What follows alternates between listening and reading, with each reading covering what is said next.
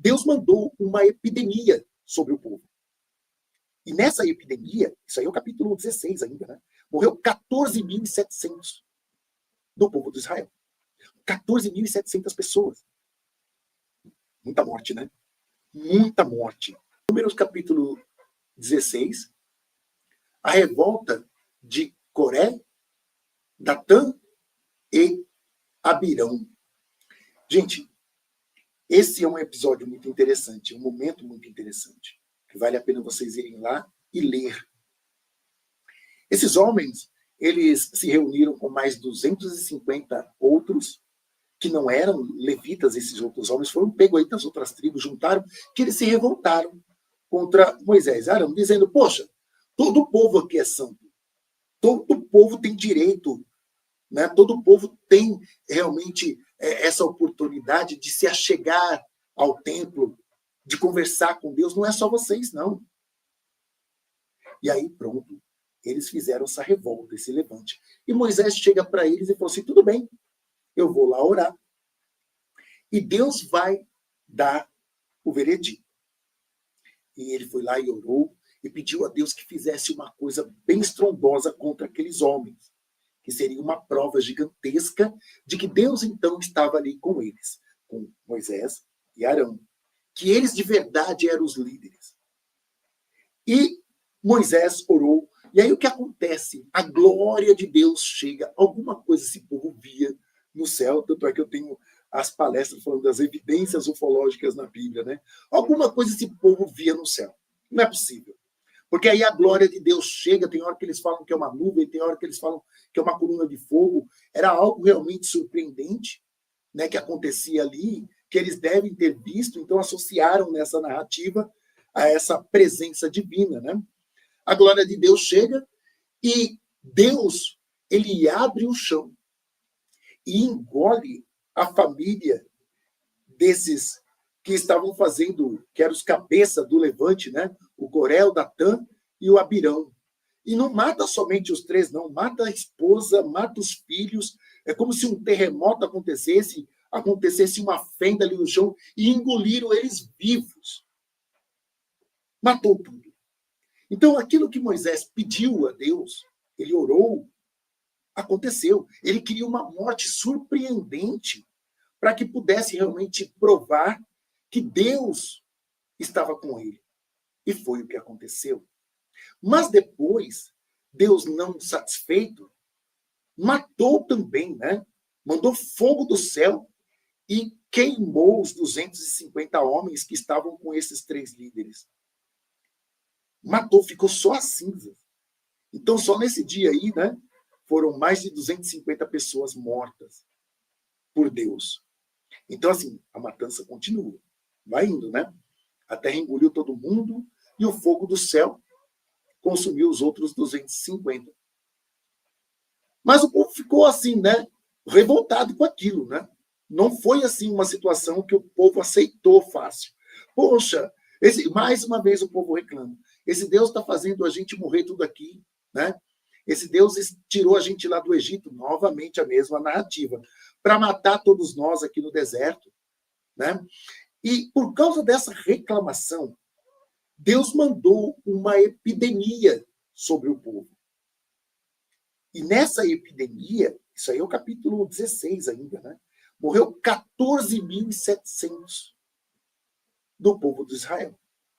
14.700 pessoas. Muita morte, né?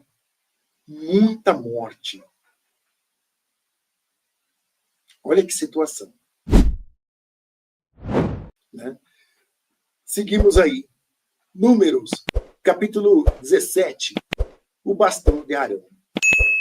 O que acontece? Isso aí é um texto clássico da Bíblia, né? Todo mundo, principalmente os evangélicos, né? Tem muita música de louvor que fala do bastão de Arão, que o bastão do Arão floriu e tal. E o que quer dizer isso? Bom, para eles continuarem provando, né, a supremacia deles ali como líderes, eles pegaram 12 bastões, cada um representando uma das tribos. E o bastão do Arão ficou no meio deles. Levou todos esses bastões lá para o altar.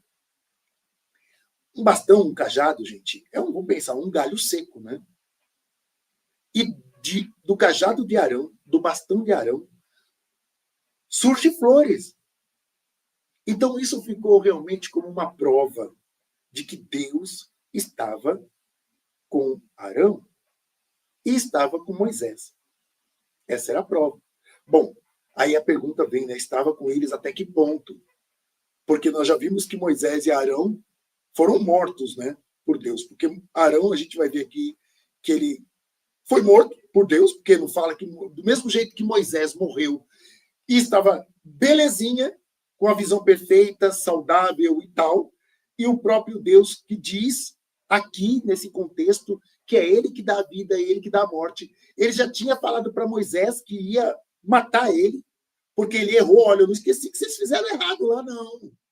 Eu não esqueço, não. Apesar que tem textos que dizem eu sou um Deus misericordioso e que esquece dos vossos pecados. Eu sou um Deus que não tem uma boa memória. Eu perdoo. Tem textos assim na Bíblia. Se vocês mandarem lá no Google, vocês vão encontrar. A gente vai chegar lá. Mas para os apressadinhos, as apressadinhas, vocês podem dar um Google aí, um chat GPT, que vocês vão encontrar esses textos na Bíblia. São bem contraditórios, né? Porque um diz que eu vou matar mesmo. Eu sou o Deus da bênção, eu sou o Deus do Ra, eu sou o Deus da paz e da destruição. E tem textos assim. Então, olha só. Esse momento onde o bastão de Arão dá essa florida quer dizer isso. A supremacia de Moisés e Arão ali junto ao povo. Números capítulo 18. Novamente, a narrativa sobre o trabalho dos levitas. Então fica um pouco repetitivo aqui o capítulo 18. Números capítulo 19 fala sobre os rituais de sacrifício, das coisas que são puras, das coisas que são impuras, né? Se um homem tocar num cadáver, ele fica impuro, né? Ele tem que ir para a casa dele, tomar um banho, e vai ficar impuro até o final da tarde, né? Se uma mulher na menstruação tocar em um outro homem, ela está impura e esse homem também ficará impuro até o pôr do sol. Então, aqueles textos que nós lemos no livro de Levítico, eles se repetem aqui no capítulo 18 e no capítulo 19 de Números, né? O homem que levava também, né, o bode expiatório a Azazel, ele também, quando voltava, ele estava impuro, ele teria que tomar um banho e ficaria até o pôr do sol impuro. Então, essa narrativa ela é repetida aqui no capítulo 18 e no capítulo 19 do livro de Números. Ok? Números capítulo 20, a Miriam, a irmã, né, de Moisés e Arão, ela morre no deserto de Zim. E, mais uma vez, o povo reclama nesse lugar. Porque lá no deserto de Zim não tinha água. E o povo começa a reclamar. Mais uma vez, gente, a mesma narrativa. Que lá no Egito tinha comida em abundância. Lá eles comiam carnes. Lá eles tinham água. E Deus tirou eles de lá, de uma terra boa, para matá-los no deserto. Gente, pergunta. Esse povo tinha razão nessa narrativa? Bom, os fatos estão aí, né? Deus foi matando eles no deserto mesmo. Eles iam reclamando. Eles não tinham pão mesmo de verdade. Eles não tinham carne mesmo de verdade. E cada momento que eles reclamavam que não tinha pão, que não tinha carne, era mais uma leva que morria, né? Nós vimos lá, lembra? Vocês vão comer carne até ficar entupido pelo nariz. Lembra da aula passada? Vocês vão sofrer. Vocês vão sofrer. E morreu um monte de gente. Na época do maná também, o povo reclamando que queria pão. Toma pão. Mas sempre tinha punições. Aqui também não é diferente, né? Eles começam a reclamar, mas Moisés toca com o seu bastão na rocha e da rocha sai água.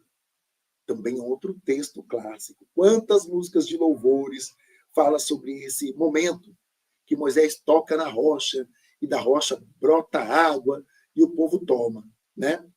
Eles estão chegando ali numa terra, né, na terra de Edom.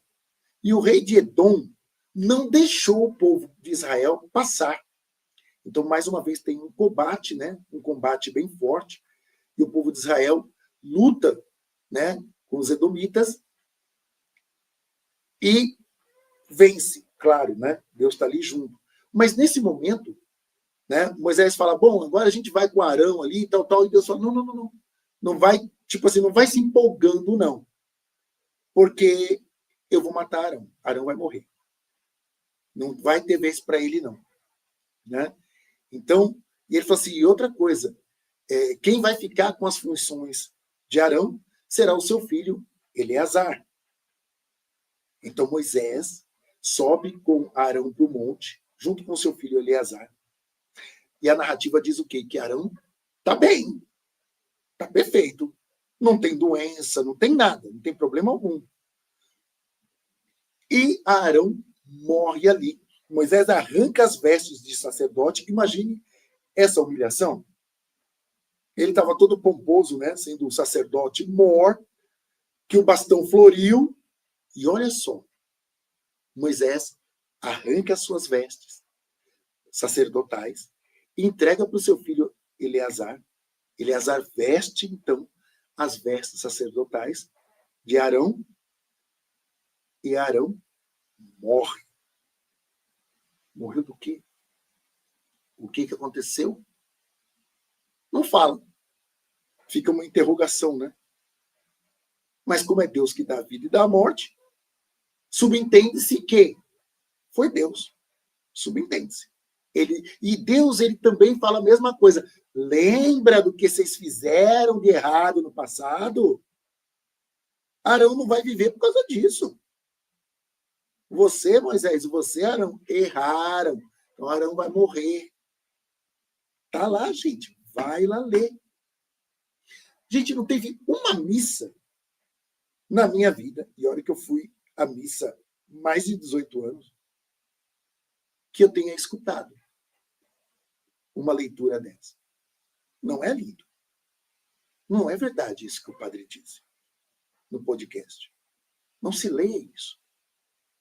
Eu gostaria que algum católico agora, né, se manifestasse dizendo: olha, foi lido numa missa esse texto, sim.